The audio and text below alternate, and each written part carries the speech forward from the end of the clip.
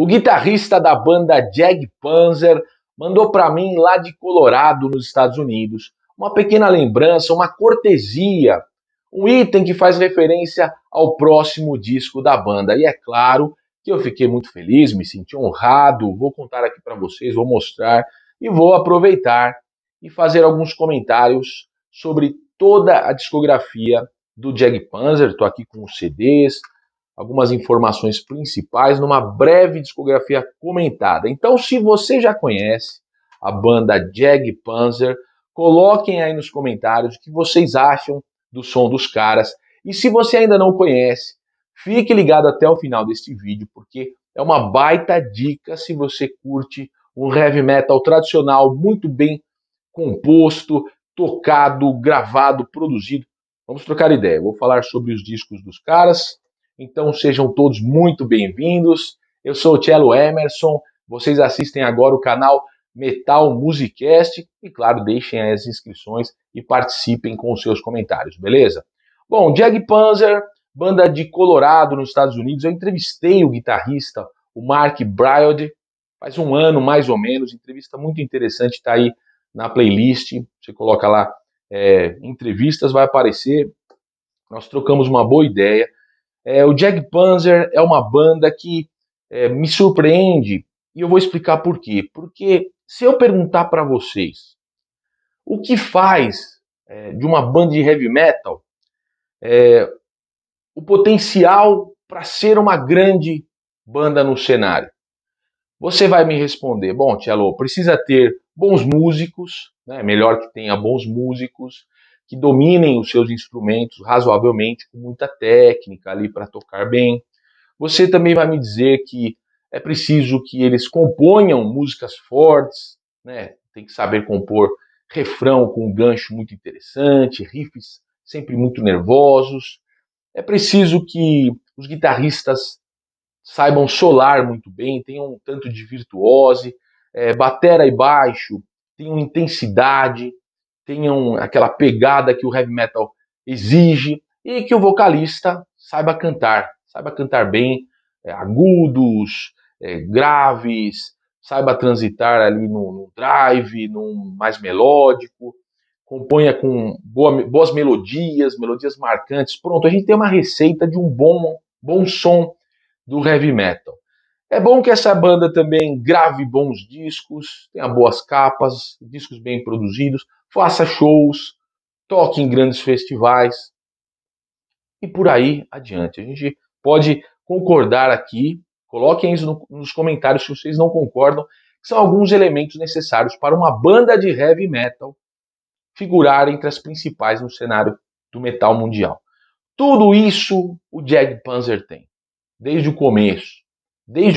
Claro que eles começaram com o EP Tyrants, que eu vou mostrar aqui para vocês, com aquele jeito de banda iniciante, tocaram por um tempo um heavy metal mais direto e depois foram agregando mais técnica, um pouco mais de complexidade, algo parecido, que se aproxima de um prog metal, mas não é puramente prog metal, mas uma técnica mais apurada, vamos dizer, umas composições com algumas complexidades maiores, mas tudo dentro de um heavy metal tradicional.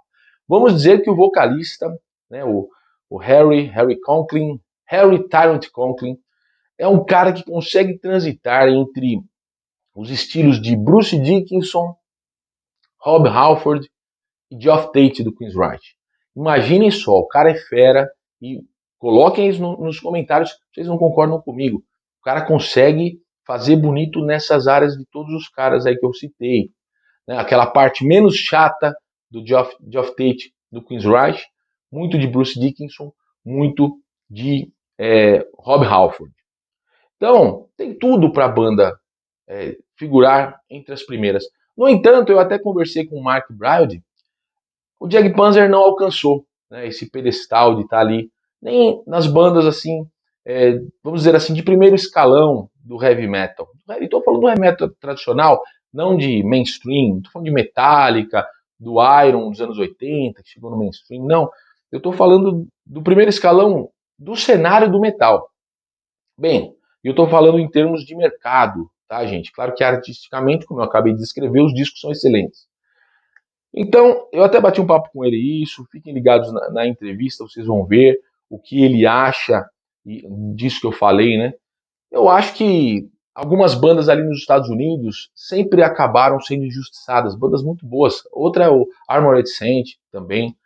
É, mas vamos lá. Primeiro deixa eu mostrar aqui, né? Falei e não mostrei, estou me empolgando. O card está aqui, né? Eu mostrei para vocês o card que faz alusão. Esse foi o presente, o mimo, aí a cortesia que o Mark Brad mandou para mim, que faz alusão, tem aqui a reprodução da capa do próximo disco, 11º disco dos caras, The Halloween. Tem uma revista em quadrinhos também com esse título, mas ele já explicou que o álbum não vai ser conceitual com a história em quadrinhos, certo? Então não tem a alusão ao título, mas não é, o álbum não vai ser conceitual. E ele me mandou ó, uma cortesia bacana, ele reuniu 600 cards, tinha acho que 4 ou 5, tinha uma variedade de figuras. Eu acabei recebendo o da capa do disco novo, que é o que eu mais queria. Foi um sorteio ali dele, sem querer, saiu esse. Mas ele me mandou. Você pode até pensar, pô, Tchelo, mas é algo simples tal. Mas é uma gentileza que deve ser louvada nos dias atuais, porque gentileza tem sido um atributo cada vez mais raro no mundo de hoje, não é? Então, quando alguém resolve fazer um ato de cortesia, ele pegou 600 cards, mandou para os fãs dos Estados Unidos e da Europa. Eu acho que a maioria foi para lá. Não sei se eu fui o único ou um dos poucos que receberam aqui no Brasil. É bacana, vou sempre colocar aqui no meu cenário, vocês vão passar a ver sempre no meu cenário aqui, a capa do disco novo. Eles disseram que o disco sai ainda em 2022, pelo menos lá na gringa, né? Não sei quando vai licenciar para lançar no Brasil. Mas o fato é, fui aí honrado com uma das cortesias. E eu acho interessante, porque ele quis fazer algo old school, né? Algo que remete a uma época do heavy metal em que os fãs trocavam correspondências com a banda. Achei muito interessante. Nós não precisamos, segundo a minha convicção, negar as inovações tecnológicas, mas também não endeusar as inovações tecnológicas. Acho que a virtude está sempre no equilíbrio, né? Já está lá no Aristóteles há 2.500 anos, no livro Ética Nicômaco, eu concordo com aquilo. A virtude está no equilíbrio. As inovações tecnológicas são necessárias, mas se a pessoa endeusar tudo que é inovação tecnológica, a pessoa acaba desconsiderando os efeitos nocivos que elas trazem também. Na música, isso ficou bem claro, né? A gente vê como a situação do músico, em alguns aspectos, ficou pior. Né? Em alguns, ficou melhor porque algumas bandas conseguem utilizar um pouco mais a internet, se comunicar com os fãs à distância. Em outros aspectos, pela questão de venda de discos, tal, isso prejudicou. O fato é, eu acho interessante, acho que tem lugar para todo mundo, para as coisas um tanto mais old school, que aproximam as pessoas, que trazem gentileza para as pessoas, como o Mark Bride fez agora, e a questão tecnológica também, mercadológica e capitalista, de ter que virar, a engrenagem tem que seguir e tem que ganhar dinheiro, beleza. Vamos falar da discografia. Jag Panzer é uma banda que foi formada ali em 1981, em Colorado, nos Estados Unidos. Vejam que ela não está no eixo ali, né? Nova York, Califórnia, né? Tá numa cidade que não é tradicional de quantidade de bandas de música pesada que saem dali.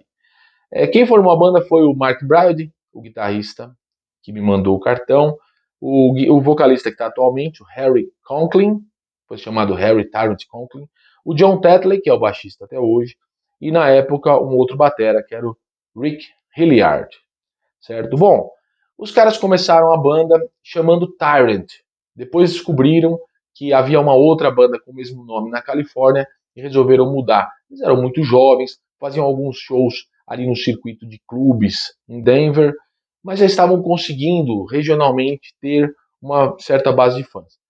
Estava bem no início, resolveram mudar de nome, escolheram Jag Panzer. Por que esse nome? É um tipo de tanque de guerra alemão, eles dizem que viram, né, numa revista ou num pôster esse tanque, e Jagd Panzer, tinha um D no meio, Jagd Panzer. Como eles acharam que ia ser difícil de pronunciar, colocaram só Jag Panzer. Uma tradução uma tradução do alemão para o português seria tanque de caça.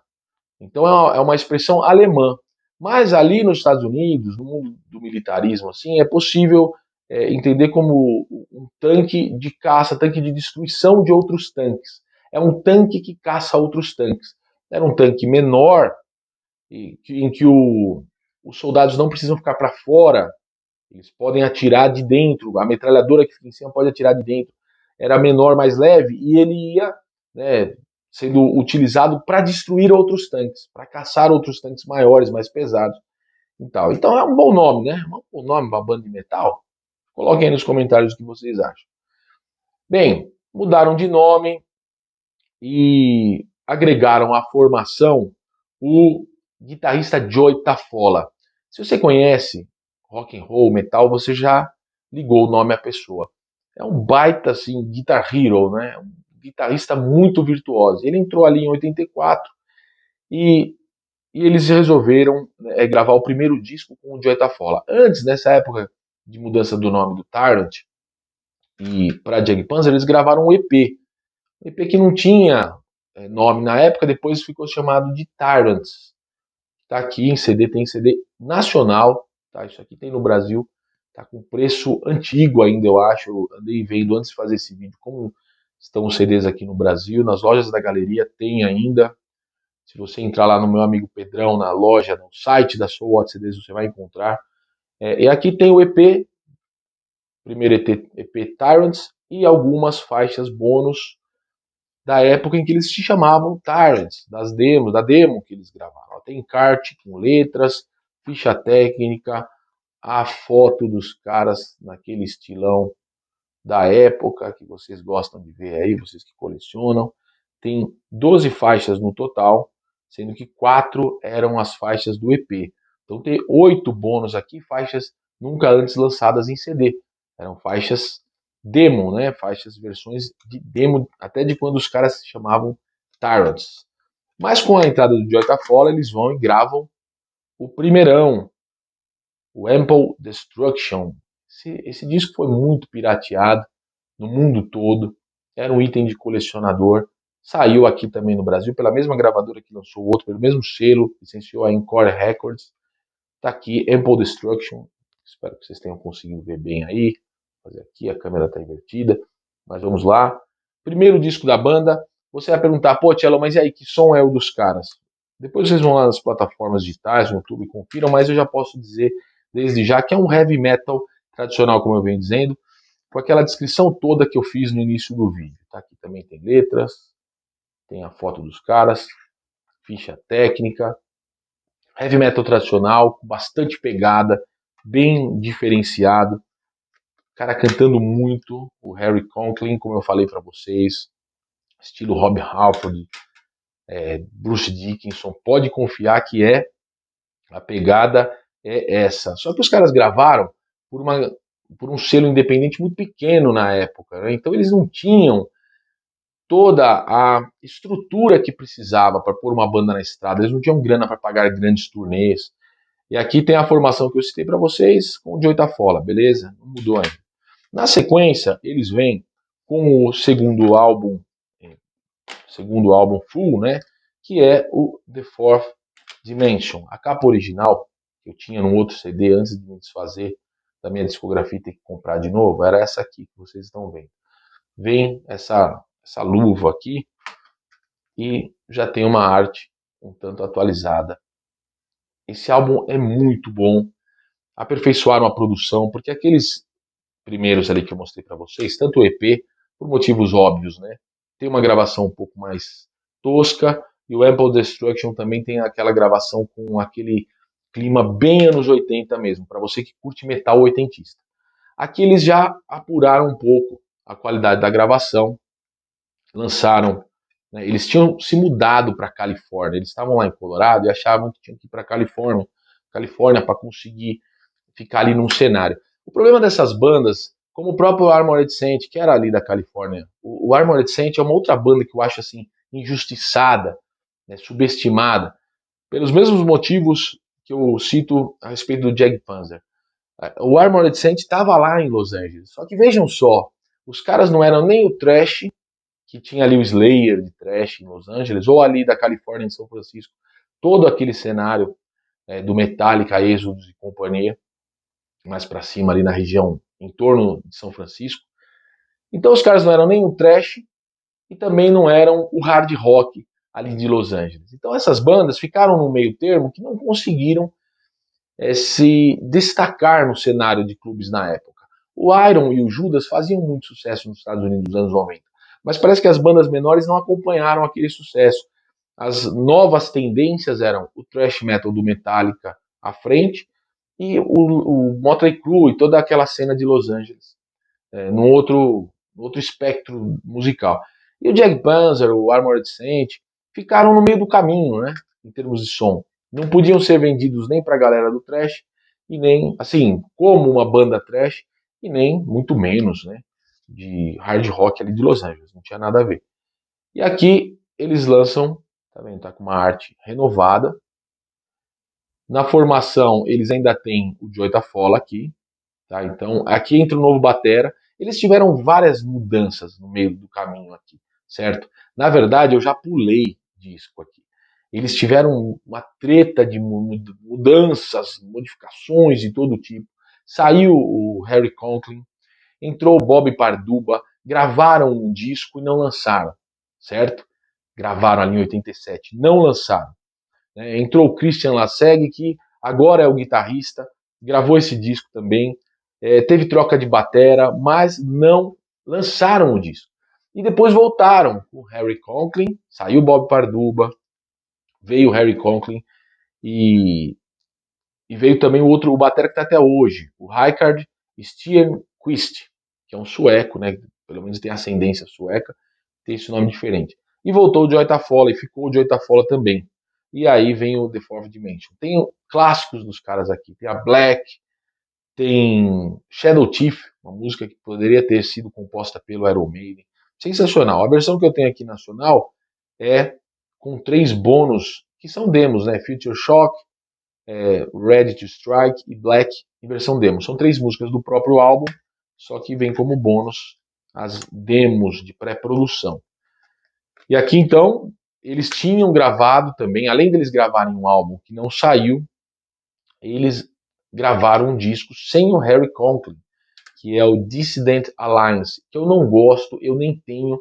É um disco que se aproximou mais do thrash metal, mas aquele thrash metal tipo Pantera, foi lançado ali em 94, né? Foi lançado em 94. Vejo que já deu um salto. Eles gravaram um disco em 87, não lançaram, e aí seguiram com essa, deram uma pausa, né? Eles deram uma pausa em 87, 88 ali, ficaram parados até 94. Né? Eles gravam esse disco aí, o Dissident Alliance, com um cara chamado Daniel Conca no vocal. Eu não gostei do vocal, não gostei das guitarras, não gostei do som em geral da banda, nem tenho esse disco, já encontrei ele por aí. Uma hora eu vou acabar comprando pelo resquício de colecionismo que eu tenho, mas não é um dos meus preferidos. Então, quando eles voltam ali, depois de 94, gravaram com o Daniel Conca, mas não rolou muito bem esse disco, né, saiu para uma gravadora pequena também. Eles, em 97, conseguem um contrato com a Century Media, gravadora boa, aí era uma chance de ter uma estrutura. Para mim, aí foi a segunda chance da banda, era um timing que já tinha passado um pouco ali nos anos 80, mas teve uma sobrevida. E eles lançam um dos melhores deles aqui, que é o The Age of Mastery. Sensacional, já começa com Iron Eagle, que é sensacional, Lustful and Free na sequência, só sonzeira aqui. Se você curte esse metalzão tradicional, você vai curtir demais Age of Mastery. Na sequência, eles vêm com um disco que eu não tenho, chama Tame to the Throne, um disco conceitual que eu curto demais. Eu não tenho porque já achei muito caro, não quis comprar, vou acabar comprando. Ele é muito bom, acabo ouvindo em plataformas. Ele é muito bom, ele é conceitual, ele fala sobre a obra Macbeth, do Shakespeare, é sensacional. E aqui eles deixam um pouco o som de um heavy metal mais direto, mais na pegada do antigo Judas Priest, do Iron antigo. Eles deixam esse tipo de som e passam a agregar um tanto de progressivo. Tem um metal pesado, com muita pegada, mas com músicas mais complexas, com alguns climas a mais na música, um tanto de música clássica. entram violinos às vezes, não tem um violinista na banda, mas entram algumas orquestrações, principalmente por esse disco Tame to the Throne, que é conceitual, fala sobre a obra do Shakespeare, que é sensacional. Eu demorei a gostar. Quando saiu, eu não caiu nas minhas graças, assim, porque ele era mais complexo, exigia mais paciência. Mas é aquela história, com o tempo eu passei a gostar muito dele. Quando eu tive paciência para ouvir com calma e entender aquilo tudo, eu gostei. Na sequência, em 2001, eles vêm com o Mechanized Warfare, que é muito, muito bom mesmo esse aqui também. Já começa com Take to the Sky, que tinha tudo para ser um ritmo e tal, tem um clipe e tal. Aqui entram, os caras também têm um lance meio progressivo em algumas músicas, mas é tudo muito bem dosado. Os caras têm canto gregoriano em algum momento, tem piano, tem violino, mas tudo muito bem dosado. Não é uma música longa, eles fazem isso em músicas de 5, 6 minutos. É muito interessante. Em 2003, eles vêm com esse duplo aqui, esse duplo que traz regravações e remixagens de músicas do começo da banda. Muito bom também. Importante dizer que aqui já está o Chris Broderick na guitarra, né? O Chris Broderick, ele entra, né, no The Age of Mastery. Então, o último com o Joey Tafolla é o The Fourth Dimension. Sonzeira. Sai de Oitafola e entra Chris Broderick aqui no The Age of Mastery. E aí eles resolvem, depois de gravar o Mechanized Warfare, eles gravam esse aqui, ó, Decade of the Nail Spiked Bat. Com o Chris Broderick gravando, tocando músicas antigas. Ficou muito bom. Vocês sabem quem é o Chris Broderick, guitarrista que foi do Megadeth, antecessor do Kiko Loureiro. Virtuose, toca muito. Então é aquele estilo de som aqui. Né? Virtuose dentro de uma música muito pesada. Na sequência, nós temos aqui um que eu gosto também bastante, que é o Casting the Stone. Casting the Stones. Esse aqui saiu em 2008. Né? 2008. Deixa eu conferir a data aqui. Mas o fato é, em 2004, preciso falar, tem um outro que eu não tenho também. Chama Chain of Command. Eles lançaram o Chain of Command, que é aquele disco que lá em 87 eles haviam gravado e arquivado. Em 2004 eles resolvem lançar o disco. Tinha o Bob Parduba no vocal. E eu também não tenho, porque eu não gosto do vocal nem do Bob Parduba, nem do outro cara, o Daniel. Eu não gostava, eu só curto o Jack Panzer com o Harry Conklin. Curioso que eu postei um negócio no Facebook e o próprio vocalista Harry Conklin viu lá os meus CDs, que eu postei os meus CDs do Jack Panzer, e ele colocou lá, faltam o Chain of Command e o Dissident Alliance. E deu risada, assim, colocou risadas, porque faltam os que ele não está no vocal, né? E achei muito curioso isso. Em 2008, sai, depois do Casting the Stone, sai o Chris Broderick. Aí volta o Chris Lasegue, que era aquele guitarrista antigo, certo? De resto, continua a mesma formação. E gravam esse aqui que é excelente, The Scourge of the Light. Sensacional. Esse aqui não tem nacional, o meu é uma versão alemã, lançado pela SPV, não tem no Brasil. É sensacional. Foi o disco mais vendido dos caras, segundo informações oficiais. Atingiu a melhor colocação lá nas paradas da Billboard. Então tá aqui, ó, ficha técnica, mas esse aqui eu comprei gringo. Aí o Harry Conklin aqui cantando. É muito bom, eu curto demais. Tá aqui o Mark Brylod, um guitarrista membro fundador, primeiro guitarrista. E na sequência nós temos o Deviant Chord. Tá aqui, ó. Como eu falei para vocês, sempre letras interessantes, né? Tem temas muito bons, a Deviant Chord, questão de ciências aí e tal. Mais uma vez, os caras mantêm a formação. Tá aqui Mark Briore, ó, Harry Conklin, aqui o rosto dele tá dentro de um tubo de ensaio, de um pote de experiência de um cientista doidão. Mark Briore, vocês podem ver. Ó, esse aqui tem nacional, pessoal, lançado pela Shinigami Records, em parceria com a SPV, gravadora na gringa dos caras, ainda é SPV alemã. Aqui o John Tetley, o baixista, só para vocês verem, vocês que gostam de ver. O Rijkaard, batera, Rijkaard Steenquist. Tá aqui, ó, ficha técnica, sensacional também, baita álbum, nessa pegada metal tradicional, com um tanto de progressivo, né, sem baixar a pegada dos caras, mas fazendo músicas mais complexas e com muito mais técnica, né, não só apenas aquele metal mais reto, né, uma bateria mais quebradeira, o baixista lá com aqueles baixos de 700 cordas. Eu acabei de derrubar o CD procurando o card que eu mesmo coloquei aqui, estou esquecendo, coloquei aqui, galera. E aqui o 11º que vai sair ainda esse ano na gringa, muito provavelmente eu acho que também pela SPV, se bem que essa informação ainda preciso confirmar, e depois vamos torcer para algum selo nacional fazer uma parceria e licenciar aqui. O mais recente deles, que ainda hoje o mais recente, o The Deviant Chord, tem lançamento, como eu disse a vocês, pela Shinigami Records. Então fica aqui, depois eu vou mandar um salve lá para ele, agradecendo, e tá aqui, ó. Ganhei uma cortesia de Mark Brad e trouxe de cortesia para vocês uma discografia comentada da banda Jag Panzer. Se você curte esse tipo de metal tradicional, vá atrás, que você vai certamente gostar de alguma coisa da discografia dos caras, e coloque aí nos comentários. Se você já ouviu, diga o que você achou.